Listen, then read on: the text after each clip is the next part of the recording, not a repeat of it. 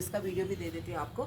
हमारा शरीर जो है कई तरह के सेल से बना होता है। जैसे नाखून के सेल अलग होते हैं, छोटे छोटे कई सेल होते हैं। छोटा सा सेल होगा, उसको मिला करके कई सेलों को मिला करके एक नाखून का सेल नाखून तैयार होता है। नाखून के सेल इस एक इतना सा नाखून है, इसमें आप अंदाजा लगा सकते हैं कितने सेल होंगे। इसमें अरबों सेल से बना हुआ है ये नाखून। और जैसे ये छेद है, ये बाल होते हैं ना, रोम छिद्र होते हैं, इसके नीचे जो छेद है लाखों सेल से एक छेद है ये इतना।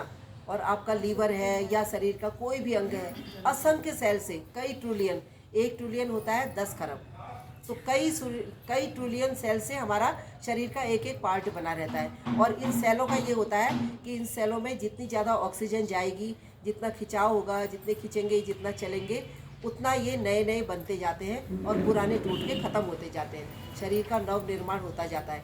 किसी के घुटने में दर्द है, कंधों में दर्द है, जाम हो गया, सारी चीज़ें, सेल डेड हो गए आपके वहाँ पर। आप एक्सरसाइज करोगे, हिलाओगे कंधों को, जितना हिलाओगे वो आपके जो सेल डेड हो चुके हैं वो पुराने बेकार हो गए, उसके बदले नए बनने शुरू हो जाएंगे। और वहाँ पर जितने जाम हो चुके, जो चीज़ जाम हो चुकी है वो आपकी खुल जाएगी, जो अंग आपके जाम हो चुके हैं। इसी तरह से शरीर के जितने अंगों को आप जितनी एक्सरसाइज करोगे, जितना हिलाओगे, उतना स्वस्थ रहोगे। और चलने फिरने में, काम करने में बिल्कुल आलस नहीं करना चाहिए। हम लोग जितने आराम तलब होते हैं उतने ज़्यादा रोग होते हैं। हम क्या करते हैं, खाते इतना है और काम बिल्कुल नहीं होता, हमारा शारीरिक श्रम नहीं होता है। उसके अनुसार भोजन अब हमको बदलना पड़ेगा। भोजन हम पहले की तरह कर रहे हैं कि खूब अच्छे से दाल चावल घी सब्जी रोटी दूध दही खूब भर पेट खा रहे हैं। 2-2 3-3 टाइम खाते थे पहले के लोग, लेकिन उतना काम करते थे, कितना चलते थे। पहाड़ों में तो फिर भी अभी चलना है। आज हम जितना चल के आए हैं इतना रोज़ ही चलना है, सबका कोई खास बात नहीं है। हाँ, तो पहाड़ों में तो फिर भी चलना है। और सुबह आप देखते पहले पहाड़ के लोगों की दिनचर्या क्या होती थी, सुबह उठे, हल्का सा जो कुछ खाना है खाया, क्या पता भूखे पेटी चल दिए जंगल, पेड़ में चढ़े, ऊपर चढ़े, नीचे चढ़े, घास काटी और वो सूखे पत्ते इकट्ठे करे, बड़े बड़े जाल लिए, चढ़ाई से गए, नीचे उतरे, कितनी एक्सरसाइज करते थे। तो जो ज़्यादा श्रम करता है उसके लिए कार्बोहाइड्रेट की ज़्यादा आवश्यकता होती है और उसको ज़्यादा फैट की ज़रूरत होती है। जो बेश्रम लोग हैं, बेशरम नहीं बेश्रम, जो श्रम नहीं करते हैं, उनके लिए उनको ज़्यादा फैट की ज़रूरत नहीं होती है और ज़्यादा कार्बोहाइड्रेट की ज़रूरत भी नहीं होती। कार्बोहाइड्रेट ज़्यादा लेते हैं, अनाज है और इस तरह की चीज़ें हैं, मीठा है, इन सब में कार्बोहाइड्रेट ज़्यादा होता है। ये कार्बोहाइड्रेट की चीज़ें हैं। कार्बोहाइड्रेट ज़्यादा लेंगे तो वो फैट बन के ग्लाइकोजन के रूप में हमारे शरीर में जमा हो जाता है, फैट का काम करता है। जिस समय फैट की ज़रूरत होती है उस समय फिर काम आता है या उसके रूप में जमा हो जाता है। इसलिए कार्बोहाइड्रेट को भी ज़्यादा नहीं लेना है।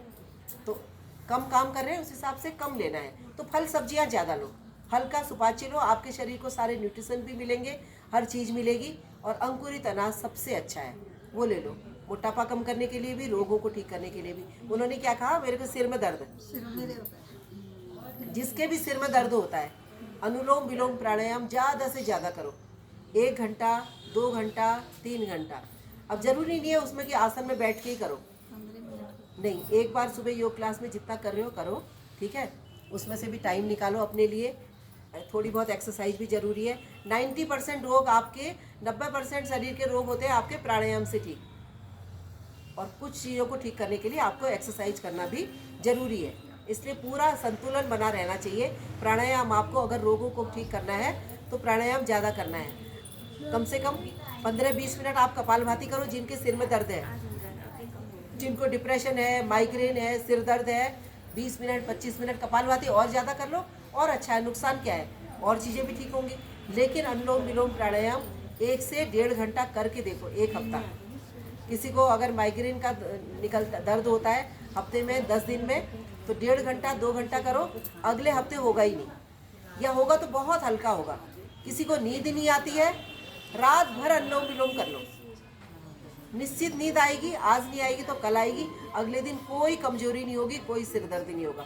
नींद ना आने के बाद जो दिक्कत आती है वो होगी नहीं। और आप लेट के भी कर सकते हो, बहुत थक गए हो तो लेट के कर लो, कमर सीधी रहनी चाहिए।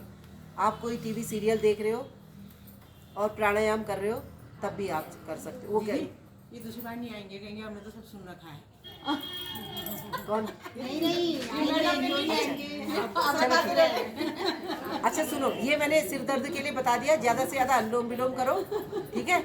और फिर कुछ पूछना है तो मेरे से मैसेज करो। गिलोय खाओ, गिलोय गिलोय